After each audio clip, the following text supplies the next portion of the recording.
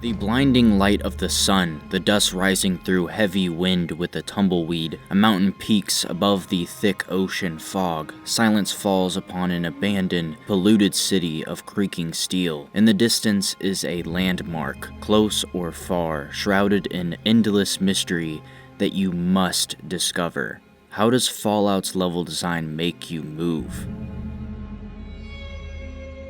One of the most important aspects of Fallout to me is environmental design, or in more technical terms, interactable spatial cinematography. The special quirk of the video game medium is obviously its interactability that really affects every aspect of game design, especially in an open world RPG. I planned and hope to cover many aspects of environmental/level design in the future, but in this video I will primarily look into how Fallout grabs a player's attention, specifically through spatial, mystery, and wayfinding affordances, as I think they are very important in these games. And to make this clear, I am not a professional at all, but I hope to go into game design eventually, and these types of videos are as educational to me as they are to you, so I will try my best to be accurate with this topic, and I will link down below a lot of what I use to research these concepts. First of all, you might be wondering what an affordance is. An affordance has to do with attention brought by the function/allowable action of an object. For example, a door brings attention because we know that a door's function is to open and lead to a new place. An even better example that many people use is the shape of a coffee mug handle that makes it very obvious where you grab the mug from. The terms I will talk about aren't even entirely exclusive to video games, but I will be talking about them in terms of that.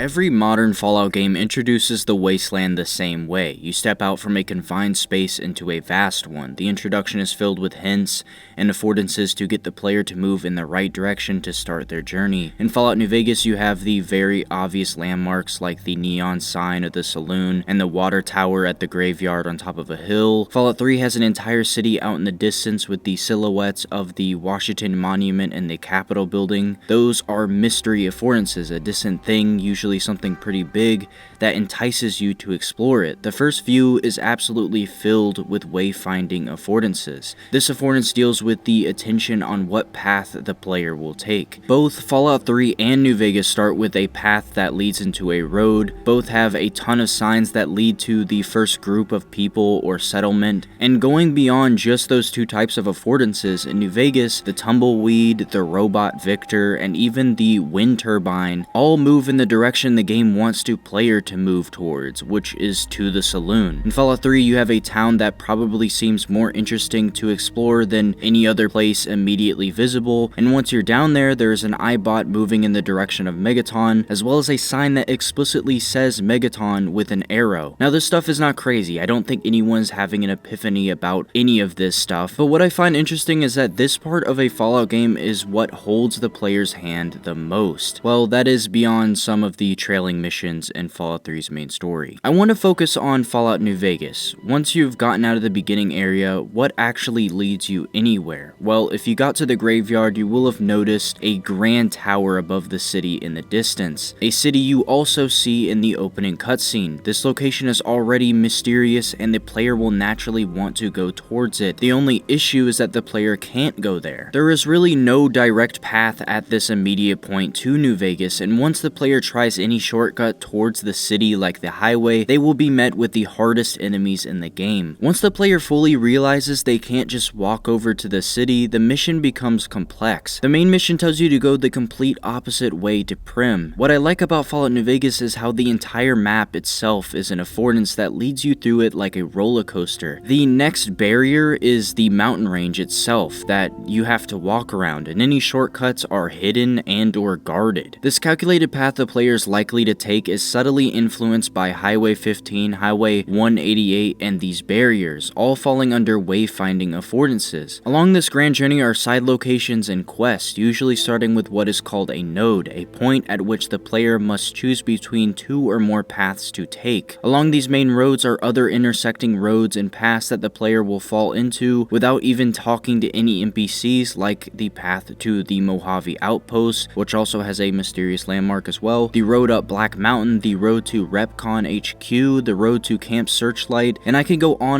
about roads that lead to, I guess, side locations. This map is like a giant tree with branches leading to smaller and smaller branches. Both Fallout 3 and New Vegas lead the player with mystery affordances, landmarks out in the distance like the Lucky 38, like the Washington Monument. The player reaches a landmark, explores, and possibly starts a quest, then sees another landmark where the cycle continues. Fallout New Vegas did this extremely well to the point where I easily forgot about the main quest and spent like an hour on side quests just because I walked down this one road off the beaten path. To make a great open world, you need affordances like these to push the player to explore more, to keep moving in order to discover more of the game's content. One thing I think Fallout 3 did better than New Vegas was its dungeons, my favorites being the expansive interconnected subway stations and city ruins. These tunnels and cityscapes were extremely atmospheric, extremely mysterious, and very easy to get lost in, but in a good way. I remember popping out of multiple subways and arriving in locations I had no idea existed, going through alleyways and defeating enemies until I arrived at a main quest or side quest. This massive dungeon was absolutely filled with the mystery of exploration and easily convinced me to come back again and again to explore the entire city. I love getting lost in Fallout 3, and you may be thinking, isn't that the opposite of what wayfinding is supposed to do? Well, not exactly, because an aspect of the wayfinding affordance is obstacles like the mountains or roads in New Vegas that make you have to switch your path to a new one. In Fallout 3, you arrive in the ruins with some original goal, maybe to get to the Washington Monument or the GNR building, but you are constantly hit with physical obstacle and or enemy obstacles, making the path to your destination more and more complicated, making this puzzle more and more interesting, to the point where you will find other bits of content throughout this ever complicating journey. You may even forget about what the original goal was in the first place. Both New Vegas and 3 do branching paths in different ways, both being very effective.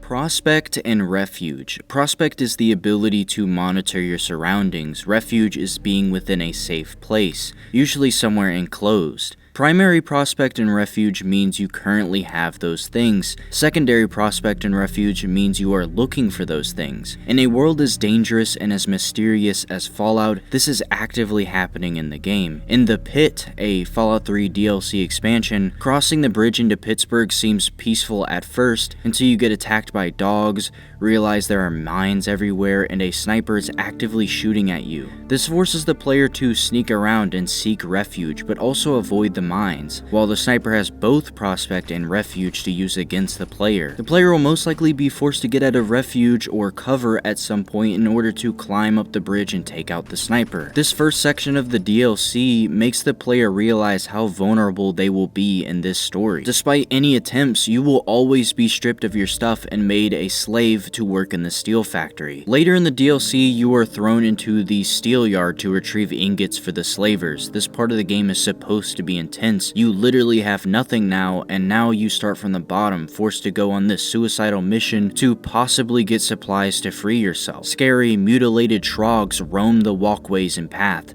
so it's best to sneak around and have enough prospect to see the trogs before they see you. The player can seek refuge on roofs, pipes, etc. that trogs can't get to. The most rewarding part of this section of the DLC is getting to the very top of the factory after getting past a ton of enemies, and you are physically rewarded with a bunch of ingots. But it's also rewarding to go from being extremely vulnerable on the ground with no safety, forced to seek refuge, and then earning your right to be above all that. Now you can shoot your way through the entire yard on the way back down without a care in the world about your surroundings like you had to before. Far Harbor is a phenomenal DLC expansion for Fallout 4. Everything in this DLC is meant to create an atmosphere of mystery, horror, and creepiness. The first settlement speaks of a mysterious fog that has overtaken the entire island, that disgusting, horrific creatures hide within it. The first settlement is barricaded with guard posts. Its people are very vulnerable. Free roaming in this DLC has a lot of intensity since the fog creates very limited visibility. Creatures hide underwater, and one of them even disguises itself as a water-based plant that will pop out if you get too close. A massive mutilated hermit crab disguises itself as a pre-war van to surprise attack you. And there are a ton of other examples of this type of stuff in the DLC. Especially in the early game, the players trying to survive best they can, seeking prospect and refuge. Whether that be a major locations, ruins of a pre-war house, or the best thing they have around them such as behind a rock. This is especially influenced by refuge containing supplies, ammo, money, etc. to help the player get an edge on their environment. You can use prospect and refuge to give a sense of intensity, fear for the player's life, to create a sense of survival. To make a great open world like Fallout, you can't only depend on these very technical elements. This video only covers some of what goes into making level design like Fallout's. Many other aspects influence level design, the most obvious being the gameplay itself, and it can get really complicated. Devs have to iterate over and over until the level design works best with all the other systems in the game. Honestly, what entices me to explore in Fallout most is the narrative and aesthetic of Fallout itself. The world is so interesting and mysterious, I easily expect to find interesting things like I have in the past with other Fallout games. You can bring attention to things all day, but you have to make those things interesting, pleasing to the eye. Fallout 3 is a game I grew up with. I played it tens and tens of times. I was obsessed with it, sucked into the Fallout world. The aesthetic of Fallout, especially that in Fallout 3, is mainly what brought my attention to the game in the first place. Fallout's immersive, atmospheric aesthetic is extremely salient, which might be something I can focus on more in a future video. Lastly, like I have explained in many other videos, a good game has narrative focus, meaning everything from gameplay to level design should complement and extend the narrative. Every example I gave in this video was level design extending and or presenting the narrative to or for the player.